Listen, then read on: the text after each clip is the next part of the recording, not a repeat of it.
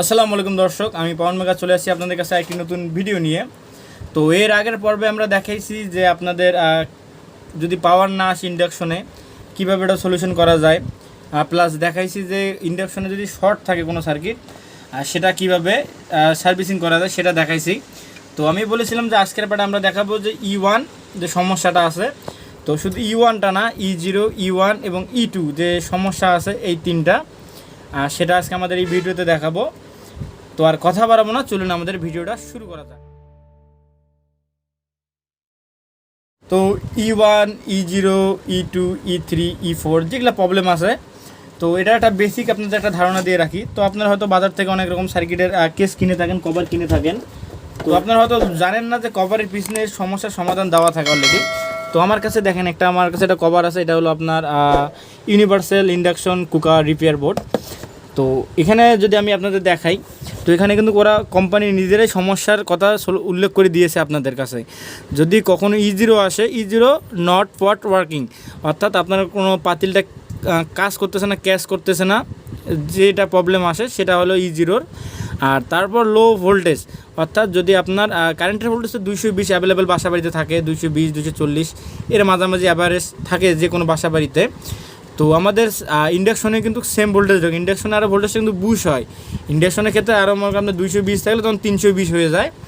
তো ওখানে ক্যাপাসিটির মাধ্যমে ভোল্টেজটা বুশ হয়। বুশ হওয়ার পরে যদি লো ভোল্টেজ দেখায় সেক্ষেত্রে আসে E1, তারপর হাই ভোল্টেজের ক্ষেত্রে আসে E2, তারপর আপনার যখন সেন্সর কাজ না করে আপনার E4, তারপর ফ্যান না কাজ করলে E5, তো এক্সেট্রা এগুলো প্রবলেমগুলো সবগুলো কিন্তু দেওয়া থাকে। তো আমাদের আজকে টপিক হলো E0, E1 আর E2, এই যে তিনটা সমস্যা আছে সেটা নিয়ে আমরা আলোচনা করব, এবং সেটা সাইকেলের মধ্যে কোন জায়গায় আমরা হাত দিলে সেটা সমস্যার সমাধান হবে সেটা দেখাবো। তো আমাদের কাছে একটা বোর্ড আছে ইন্ডাকশনের, তো এই বোর্ডটা নতুন বোর্ড। তো এই বোর্ডটাতে আপনার সর্বপ্রথম লক্ষণীয়করণটা কি, আপনার তো কারেন্ট 220 ভোল্ট ঢুকতেছে, ঢোকার পর এখানে একটা ক্যাপাসিটার বুস্টিং হচ্ছে 2F দিয়া, তারপর এখানে ডায়োডের মাধ্যমে প্লাস মানে দিক করতেছে, করার পর আবার 5F দিয়া বুস্টিং করতেছে ভোল্টেজটা। বুস্টিং করার পর মনে করেন আপনার ইন্ডাকশনটা চালু হচ্ছে। তাও যদি আপনার E0 দেখায়, E0 বলতে আপনার কোনো পাতিল উপরে বসান নেই, হয়তো আপনার যে আপনার ইন্ডাকশনটার উপরে কোনো স্টিলের পাতিল বসান নাই, এই জন্য আপনার E0 দেখাচ্ছে। পাতিল বসার পর যখন E0 দেখাচ্ছে তখন আপনার মনে করেন ওটা বুঝে নিতে হবে এটা লো ভোল্টেজ সমস্যা। কোনো সার্কিটে E1 প্রোগ্রাম করা থাকে, কোনো সার্কিটে E0 প্রোগ্রাম করা থাকে, কিন্তু দুইটারে কাজ কিছুটা একই। তো আমরা E1-এর কাজটাকে জানবো। তো E1 লো ভোল্টেজটা কীভাবে আপনারা সলিউশন করবেন, তো সলিউশন করাটা কোনো টেনশন নাই। তো জাস্ট আপনার সার্কিটটা উল্টো করে নিলে, তো এখানে কিন্তু আইজিবিটিটা বসানো থাকে। আইজিবিটির 3টা টার্মিনাল আছে, যে আউটপুট টার্মিনালটা আছে, যেটা আউটপুট টার্মিনালের সঙ্গে আপনার 0.3 মাইক্রোওয়াট ক্যাপাসিটিটা কমন দেওয়া থাকে। তো এই আউটপুট দিয়ে যদি আমি আপনাদের দেখাই, দেখেন একটা সুন্দর একটা লম্বা বরাবর একটা জাম্পার আসছে।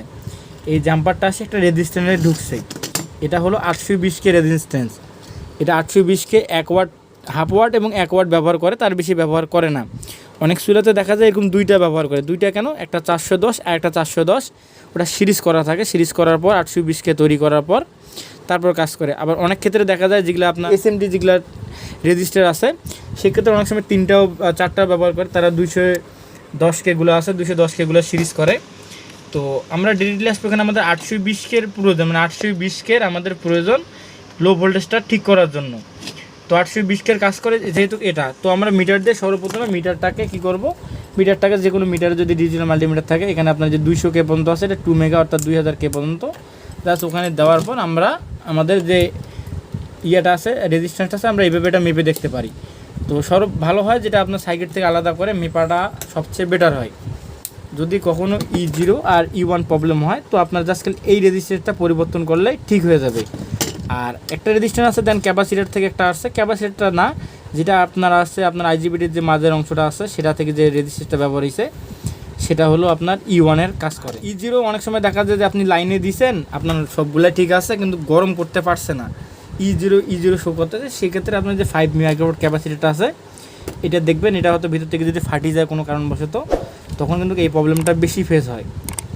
তো আপনার E1-এর সমস্যা কোথায় পাইলেন, আপনার এই যে 820K রেজিস্ট্যান্স এটা, আর দ্বিতীয় কথা হলো এই যে 5 মেগাওয়াট ক্যাপাসিটিটা, এই দুইটা যদি আপনি চেক করেন তাহলে ইনশাল্লাহ আপনার ইন্ডাকশন ওকে। আর কোনো জায়গায় হাত দেওয়া লাগবে না। এখানে অনেকগুলো রেজিস্টার আছে, জাম্পার আছে, তারপর আপনার অনেক কিছু আছে, এগুলো হাত দেওয়ার প্রয়োজনে নেই, কারণ এটা সমস্যা এই জায়গা থেকে আসি। তো E2 ক্ষেত্রে কীভাবে আমরা E2 হলো হাই ভোল্টেজ, অর্থাৎ সার্কিটে আমাদের হাই ভোল্টেজ ঢুকতেছে। একটু আগে আমরা দেখলাম যে লো ভোল্টেজ, এখন আমাদের সার্কিটে হাই ভোল্টেজ ঢুকতেছে। এখন আমাদের সার্কিটটাতে হাই ভোল্টেজ প্রোটেকশন তো করতে হবে নাকি, নাহলে তো সার্কিটটা চলবে না, তখন ইউরো দেখাবে বারবার। তো হাই ভোল্টেজ কী কাজে ব্যবহার হয় তো আপনাদের আমি দেখাই।